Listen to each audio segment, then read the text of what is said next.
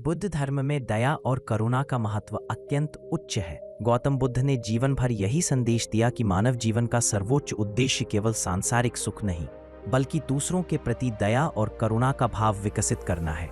यह उद्देश्य न केवल धार्मिक दृष्टि से, बल्कि सामाजिक और मानसिक स्वास्थ्य की दृष्टि से भी अत्यंत महत्वपूर्ण है। दया का अर्थ है दूसरों के दुख को समझना और उन्हें कम करने का प्रयास करना। करुणा का अर्थ है किसी के कष्ट को देखकर उसकी मदद करना, उसके लिए सहानुभूति और सहयोग की भावना रखना। गौतम बुद्ध ने अपनी शिक्षा में बार बार यह बताया कि इंसान का वास्तविक धर्म और सबसे बड़ा धर्म यही है कि वह दूसरों के प्रति दयालु और करुणामय हो। 2.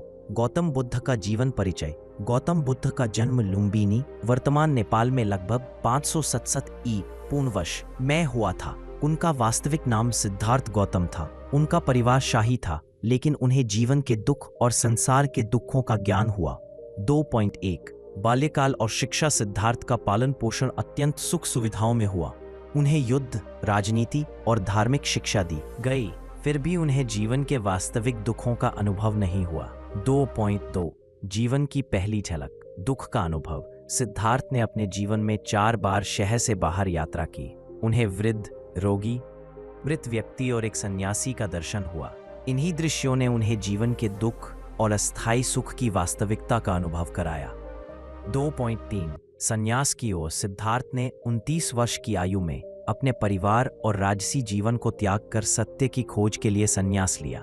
उन्होंने तपस्या और ध्यान किया, लेकिन प्रारंभिक अभ्यास उन्हें पूर्ण समाधान नहीं दे सका। 2.5 बोधि वृक्ष के नीचे ज्ञान की प्राप्ति। 6 वर्षों की कठोर तपस्या के बाद उन्होंने बोधि वृक्ष के नीचे ध्यान लगाया और अंततः बोधि प्राप्त की, अर्थात उन्होंने सत्य का अनुभव किया और बुद्ध बन गए। 3 बुद्ध के प्रमुख उपदेश। बुद्ध ने अनेक उपदेश दिए, लेकिन उनका मूल संदेश हमेशा दयालुता, करुणा और अहिंसा पर आधारित था। उनके उपदेश इस प्रकार है। अनित्यता, इम्परमानेंस। जीवन में सब अस्थायी है। दुख और सुख दोनों क्षणिक हैं। दुखा, संसार में दुख अवश्य है, इसे समझना और उससे पार पाना आवश्यक। अहिंसा और करुणा, किसी के प्रति हिंसा न करना और दूसरों के दुख में सहयोग करना। मध्यम मार्ग, जीवन में अत्यधिक भौतिक सुख या कठोर तपस्या दोनों से बचना। 1 दया और करुणा का अर्थ। बुद्ध के अनुसार दयालुता और करुणा केवल भावनाएं नहीं हैं, बल्कि जीवन जीने की मार्गदर्शक शक्तियां हैं। दया, मेत्ता, दूसरों के प्रति प्रेम और उदारता। करुणा, किसी के दुख को देखकर उसे दूर करने की इच्छा और प्रयास।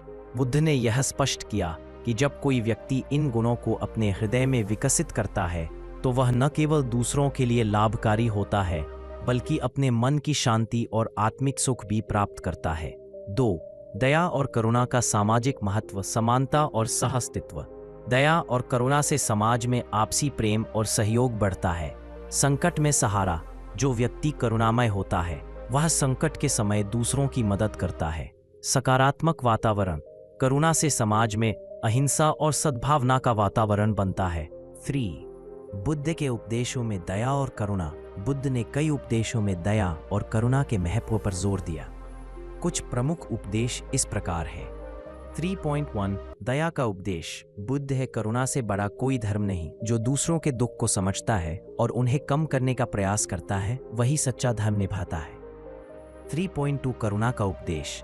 करुणा केवल शब्दों में नहीं, बल्कि कर्मों में दिखाई देनी चाहिए। किसी को दुख से मुक्त करने का प्रयास करना ही वास्तविक करुणा है।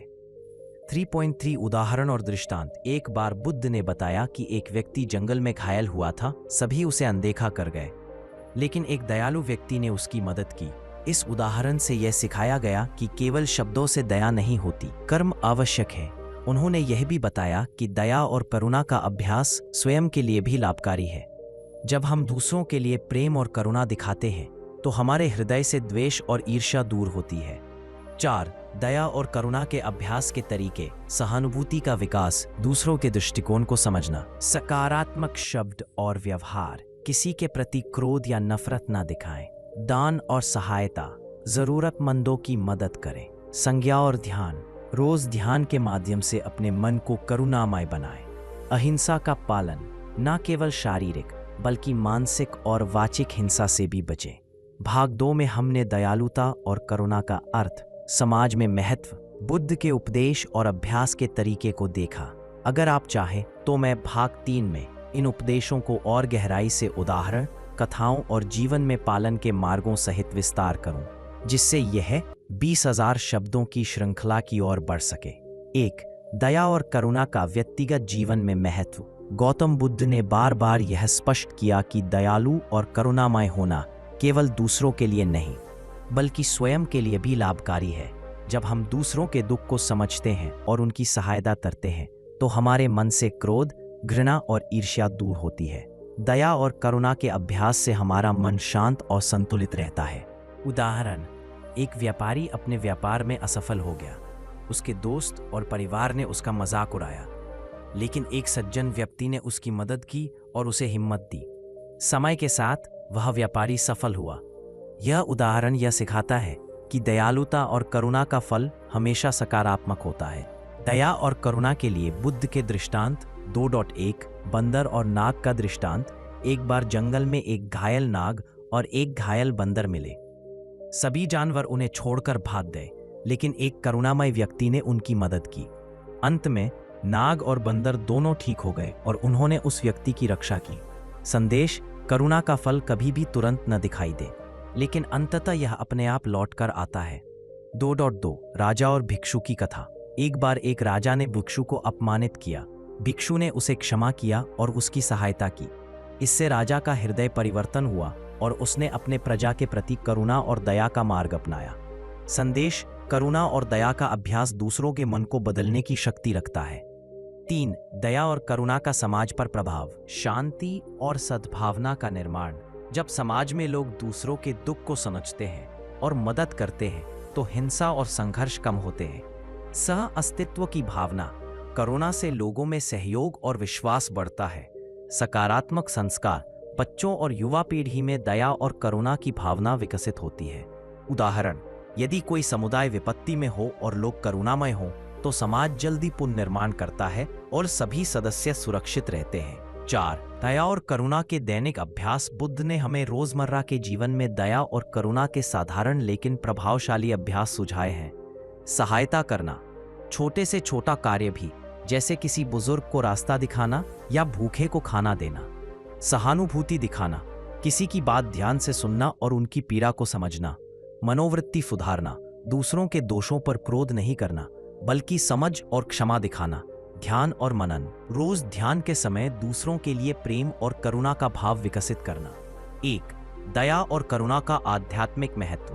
गौतम बुद्ध के अनुसार दया और करुणा केवल सामाजिक या नैतिक गुण नहीं है, ये आध्यात्मिक उन्नति के मूल आधार है। दयालुता से मन शांत होता है और अहंकार कम होता है। करुणा से आत्मा को शुद्धि और संतोष प्राप्त होता है। बुद्ध का कहना था कि जो व्यक्ति अपने हृदय में दया और करुणा का भाव विकसित करता है, वह संसार के दुखों से मुक्त हो सकता है। 2. करुणा और दया के 4 प्रकार। ब्रह्मा विहारास। बुद्ध ने दया और करुणा के अभ्यास को 4 प्रमुख प्रकारों में विभाजित किया, जिन्हें ब्रह्मा विहारास कहते हैं। मैत्री, सभी जीवों के प्रति प्रेम और मित्रता। करुणा, दूसरों के दुख को कम करने की इच्छा और प्रयास। मुदिता, दूसरों की खुशी और सफलता में आनंद महसूस करना। उपेक्षा, संतुलित दृष्टिकोण और सभी प्राणियों के प्रति समान भाव। इन चारों गुणों का अभ्यास व्यक्ति को सच्ची शांति, संतोष और आत्मिक शक्ति प्रदान करता है। 3. दया और करुणा के महत्व पर बुद्ध के दृष्टांत। 3.1 आत्मा की शक्ति। एक बार बुद्ध ने अपने शिष्यों को समझाया, यदि कोई व्यक्ति अपने हृदय में दया और करुणा का बीज बोता है, तो वह बीज धीरे धीरे बढ़कर उसके जीवन में शांति और आनंद की वृक्ष बन जाता है। 3.2 कष्ट को साझा करना। बुद्ध ने यह भी बताया कि किसी के दुख को देखकर उसे कम करने का प्रयास करना ही वास्तविक धर्म है। उदाहरण: एक साधु ने देखा कि गांव में लोग बीमारी से पीड़ित हैं। उसने अपनी सारी शक्ति और संसाधन लगाकर उनका इलाज कराया। इससे न केवल गांव के लोग सुरक्षित हुए, बल्कि साधु का हृदय भी शांति से भर गया। 4. दया और करुणा का अभ्यास। बुद्ध के सुझाव। बुद्ध ने अपने उपदेशों में प्रतिदिन दया और करुणा का अभ्यास करने के कई सरल तरीके बताए हैं। सकारात्मक सोच विकसित करना। किसी के प्रति नफरत या द्वेष के विचार न रखें। सहायता और सेवा। जरूरतमंदों की मदद करना। मौन और ध्यान। ध्यान के माध्यम से अपने हृदय में करुणा और प्रेम का भाव विकसित करना। क्षमा और समझ, दूसरों के दोषों को देखकर क्रोध न करें, बल्कि उन्हें समझें और क्षमा करें। प्रकृति और जीवन के प्रति संवेदनशीलता, सभी जीवों के प्रति दया और करुणा दिखाना। आत्मिक शांति, मनोविकारों से मुक्ति, सकारात्मक संबंध, परिवार, मित्र और समाज में प्रेम बढ़ना, सांसारिक और आध्यात्मिक संतोष, जीवन में संतुलन और आनंद, सच्चा धर्म का पालन। बुद्ध के अनुसार यही सबसे बड़ा धर्म है। 1. दया और करुणा के व्यावहारिक जीवन में उदाहरण। 1.1 गरीब की मदद। गौतम बुद्ध ने बार बार यह बताया कि छोटे कार्य भी महान दया और करुणा का प्रतीक हो सकते हैं। उदाहरण, एक व्यक्ति रोज अपनी आय का थोड़ा हिस्सा भूखों को भोजन देने में लगाता है। इससे कई लोगों का जीवन सुधरता है और समाज में प्रेम और सद्भावना बढ़ती है। 1.2 संकट में दूसरों का सहारा बनना। बुद्ध के समय एक गांव में बाढ़ आई। कई लोग अपने घरों से बेघर हो गए। जो व्यक्ति करुणा और दया के भाव से प्रभावित था, उसने उन्हें आश्रय, भोजन और सुरक्षा दी। संदेश, संकट के समय दया और करुणा केवल शब्दों में नहीं, बल्कि कर्मों में दिखाई देती है। 2. दया और करुणा से जुड़े दृष्टांत। 2.1 शेर और खरगोश की कथा। एक बार जंगल में शेर ने खरगोश को पकड़ लिया। खरगोश ने शेर से विनती की और उसे समझाया कि वह उसके बिना जंगल के संतुलन को बिगाड़ देगा। शेर ने उसकी बात सुनी और उसे छोड़ दिया। संदेश, करुणा केवल मानवों तक सीमित नहीं, बल्कि सभी जीवों पर लागू होती है। 2.2 भिक्षु और राजा। एक राजा ने भिक्षु को अपमानित किया। भिक्षु ने क्रोध नहीं किया, बल्कि उसे क्षमा किया और जीवन का सही मार्ग दिखाया। राजा ने बाद में अपने कृत्य पर पश्चाताप किया और अपने प्रजा के प्रति दया और करुणा का मार्ग अपनाया। 3. दया और करुणा का व्यक्तिगत लाभ। मन की शांति। जब हम दूसरों के प्रति दया और करुणा दिखाते हैं, तो हमारा मन हल्का और शांत रहता है। सकारात्मक सोच, नकारात्मक भावनाएं कम होती है और हम सकारात्मक दृष्टिकोण अपनाते हैं। स्वस्थ संबंध, परिवार और समाज में प्रेम और सहयोग बढ़ता है। आत्मिक उन्नति। बुद्ध के अनुसार यही सबसे बड़ा धर्म और जीवन का वास्तविक उद्देश्य है। 4. दया और करुणा के अभ्यास के सरल उपाय। सहानुभूति विकसित करना। दूसरों की पीड़ा समझने का अभ्यास करें। क्षमा करना। दूसरों के दोषों को क्षमा करें। सहायता करना। किसी की छोटी से छोटी जरूरत पूरी करने का प्रयास करें। ध्यान और आत्मनिरीक्षण। रोज ध्यान के माध्यम से अपने मन में दया और करुणा का भाव बढ़ाएं। सकारात्मक शब्दों का प्रयोग। किसी के प्रति कठोर शब्द न बोलें। 1. दया और करुणा का सामाजिक प्रभाव। बुद्ध के उपदेशों में बार बार यह बताया गया है कि दया और करुणा केवल व्यक्तिगत गुण नहीं, बल्कि समाज की नींव है। सामाजिक शांति। जब समाज में लोग एक दूसरे के दुख और परेशानियों को समझते हैं और मदद करते हैं, तो हिंसा, द्वेष और असहमति कम होती है। सहयोग और सामूहिक प्रयास। दया और करुणा से लोग सहयोग करते हैं, जिससे संकट की घड़ी में समाज जल्दी पुनर्निर्माण करता है। सकारात्मक संस्कार। बच्चों और युवाओं में दया और करुणा की भावना विकसित होती है, जिससे भविष्य का समाज शांतिपूर्ण और संवेदनशील बनता है। उदाहरण, यदि किसी गांव में बाढ़ आती है और सभी लोग करुणा के भाव से प्रभावित होकर मदद करते हैं, तो सभी प्रभावित लोग जल्दी सुरक्षित और पुनर्निर्माण की ओर बढ़ते हैं। तो वैश्विक दृष्टि से दया और करुणा मानवता का आधार। दुनिया में यदि सभी लोग दया और करुणा के मार्ग पर चलें, तो युद्ध, संघर्ष और आतंकवाद जैसी समस्याएं कम हो जाएंगी। सांस्कृतिक और धार्मिक सह अस्तित्व। दया और करुणा से विभिन्न धर्मों और संस्कृतियों के लोग एक दूसरे का सम्मान करते हैं और शांति बनाए रखते हैं। प्रकृति और पर्यावरण की रक्षा। करुणा केवल मानवों तक सीमित नहीं है, सभी जीवों और प्रकृति के प्रति करुणा रखने से पर्यावरण संरक्षित रहता है। उदाहरण, विश्व में जलवायु संकट और प्राकृतिक आपदाओं में दयालु और करुणामय दृष्टिकोण से ही समाधान संभव है। अंतर्राष्ट्रीय सहयोग, दान और सहायता केवल करुणा और दया के माध्यम से ही विकसित हुआ है। 3. दया और करुणा के वैश्विक लाभ विवरण। शांति, समाज और राष्ट्र में हिंसा कम होती है। सहयोग, वैश्विक संकटों में सहयोग और मानवता की भावना बढ़ती है। स्थायित्व, पर्यावरण और प्रकृति की रक्षा होती है। मानवता, मानव जीवन का उद्देश्य अधिक उच्च और सार्थक बनता है। 4. दया और करुणा का अभ्यास। वैश्विक दृष्टिकोण, समानता और सम्मान। सभी मानवों का समान सम्मान करें। सामूहिक प्रयास। जरूरतमंद देशों और समाजों की मदद करें। शांति का संदेश, युद्ध, द्वेष और हिंसा के बजाय संवाद और सहानुभूति को बढ़ावा दें। पर्यावरणीय करुणा, पृथ्वी और जीवों के प्रति करुणा दिखाएं। एक, जीवन में दया और करुणा का निरंतर अभ्यास। गौतम बुद्ध ने यह स्पष्ट किया कि दया और करुणा केवल कभी कभार दिखाने की भावना नहीं है, यह जीवन का स्थायी मार्ग होना चाहिए। प्रत्येक दिन। बुद्ध के उपदेश, दया और करुणा के मार्ग। 2.1 अहिंसा का पालन, किसी को शारीरिक, मानसिक या वाचिक रूप से क्षति न पहुंचाएं, यही दया का पहला नियम है। 2.2 क्षमा और सहनशीलता, दूसरों की गलतियों को क्षमा करें, क्रोध और द्वेष को अपने हृदय से दूर रखें। 2.3 सेवा और दान, जरूरतमंदों की मदद करें, समाज के लिए स्वयं सेवा करें। भिक्षुओं और साधु संतों की सहायता से आध्यात्मिक पुण्य प्राप्त होता है। 2.4 सहानुभूति और समझ, किसी के दुख को महसूस करें, उनके दृष्टिकोण को समझने का प्रयास करें।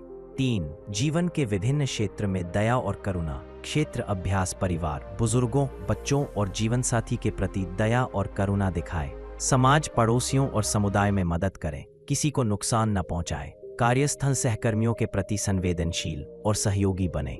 प्रकृति, सभी जीवों और पर्यावरण के प्रति करुणा दिखाएं। 2 बुद्ध के उपदेश, दया और करुणा के मार्ग। 2.1 अहिंसा का पालन, किसी को शारीरिक, मानसिक या वाचिक रूप से क्षति न पहुंचाएं, यही दया का पहला नियम है। 2.2 क्षमा और सहनशीलता, दूसरों की गलतियों को क्षमा करें, क्रोध और द्वेष को अपने हृदय से दूर रखें। 2.3 सेवा और दान, जरूरतमंदों की मदद करें, समाज के लिए स्वयं सेवा करें। भिक्षुओं और साधु संतों की सहायता से आध्यात्मिक पुण्य प्राप्त होता है।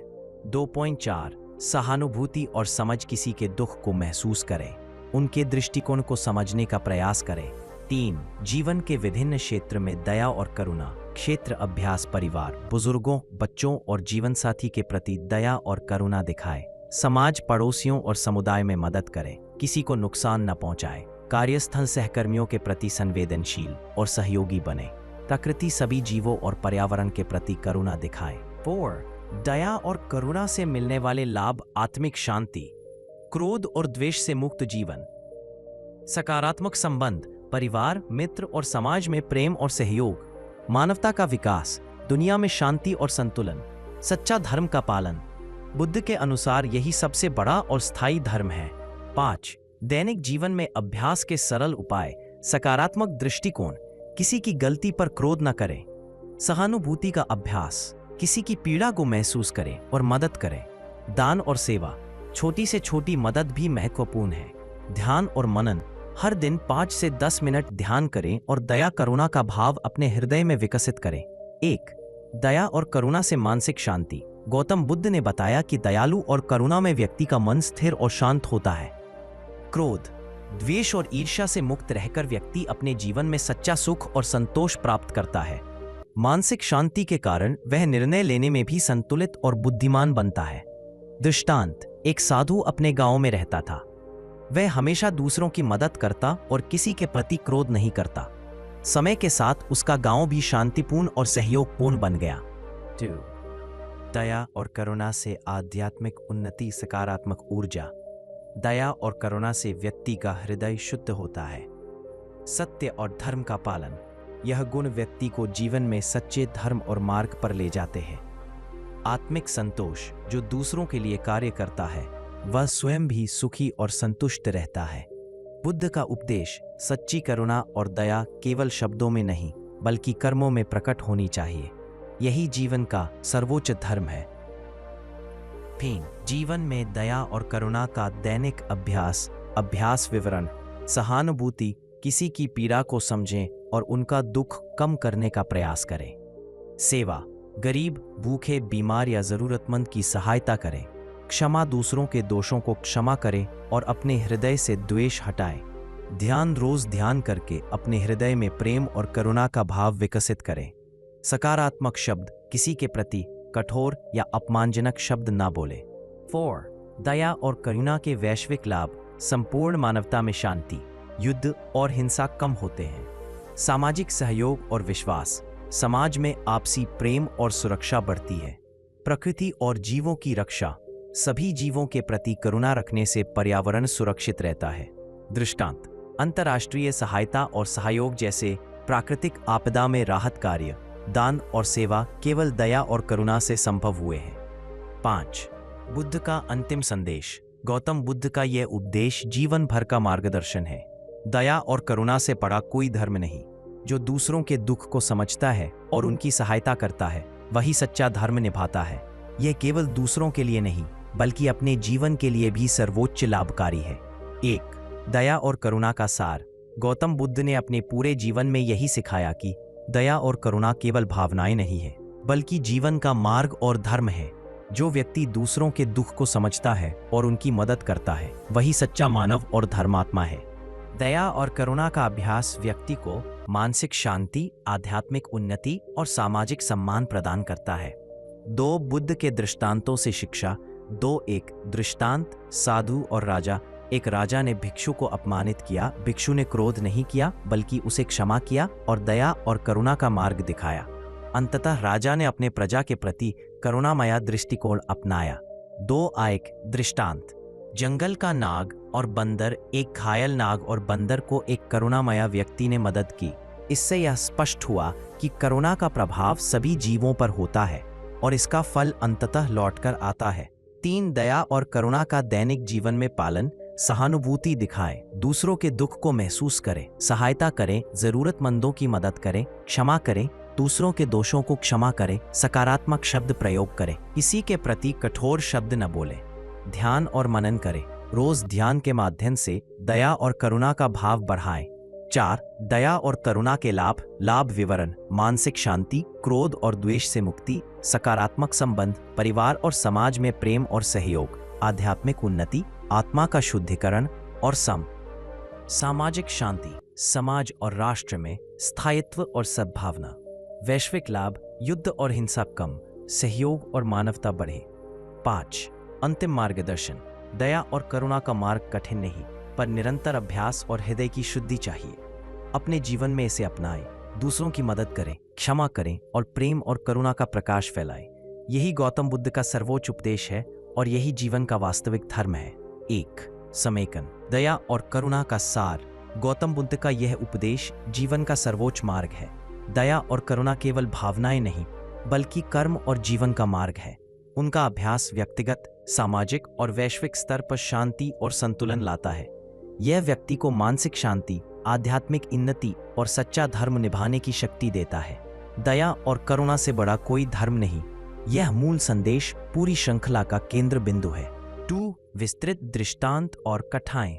2.1 भिक्षु और गांव। एक गांव में भिक्षु ने देखा कि लोग बीमारी और भूखमरी से पीड़ित हैं। उसने अपने संसाधन और समय लगाकर उनकी मदद की।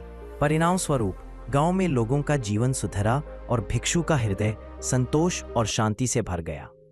2.2 राजा और साधु। राजा ने भिक्षु को अपमानित किया। साधु ने क्रोध नहीं किया, बल्कि क्षमा और करुणा दिखाई। इससे राजा के मन में परिवर्तन आया और उसने अपने प्रजा के प्रति दया और करुणा का मार्ग अपनाया। 2.3 जंगल के जीव।